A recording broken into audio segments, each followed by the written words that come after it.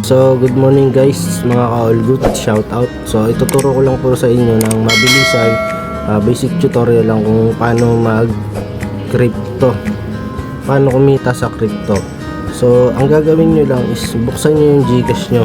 Hindi nyo po kailangan ng kung ano-anong platform o tools, basta Gcash lang. For the beginners lang to guys, sa beginners lang natin ito ituturo. So eto, sa GNBest, punta lang kayo sa GNBest, tapos crypto. Ayan. Sa Gcash guys may crypto, hindi po kasi siya scam. Bali, so parang ano lang siya, parang coin bank, yun ang tingin ko dito. So hindi naman kasi to sugal, hindi ko rin masasabing scam kasi ano siya, authorized ni Gcash, authorized siya ni Gcash na nandito ang crypto. So ito sa Gcash nila nilagay para mas mabilis mas mabilis matutunan ng mga tao. So nagki-crypto ako kasi kumbaga savings lang, parang alkansya mo lang siya yan ka lang nagtatabi ng pera. So ayan guys, dito sa Gcash ko, sa crypto ko, wala nang 12 pesos na lang kasi inalis ko na dyan kasi lumipat ako sa Binance gawa ng mas mataas kasi yung gas fee ni Gcash compare sa Binance. Sobrang baba ng gas fee sa Binance. Meron din isa na Coins.ph para mas mabilis. Kung gusto nyo mag-register, bigyan ko kayo ng link, message nyo lang ako. So ayan yung mga token guys, yung sinasabi sa crypto. So hindi ko muna i-share lahat ng full details, PM nyo na lang ako kung gusto nyo. So ayan, ang top 1 na token natin is Bitcoin.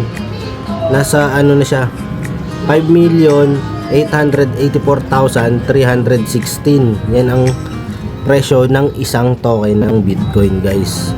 So meron pang Ethereum, USDT, AAVE, ADA. Yan, ang dami niyang pagpipilian na token guys, sa totoo lang. So kung kayo ay isa sa mga nauna niyan, lalo na sa Bitcoin, may isang token kayo ng Bitcoin, so sobrang nyo na, milyonaryo na kayo kung nauna kayo ng mga year 2015. Yan, dyan nagsiputukan yung mga token. So ayan yung mga token, may mga murang token, may mga iba-ibang presyo nyan guys, depende sa nyo, napupusuan nyo dyan. Pero syempre mag-research din kayo kung anong mas magandang token sa ngayon, sa panahon ngayon. Pero ako kasi ang token ko yung mga mabababa lang, mga meme coin kung tawagin. So ayan, ang dami niyan guys, madami kayong pagpipilian. Ayan lang masishare ko sa inyo guys sa ngayon. Pero ask nyo na lang ako, PM nyo ako yung mga nalalaman ko, ituro ko sa inyo. Pero hindi ako magaling mag crypto, sabihin ko lang sa inyo, hindi ako magaling mag crypto, may idea lang ako.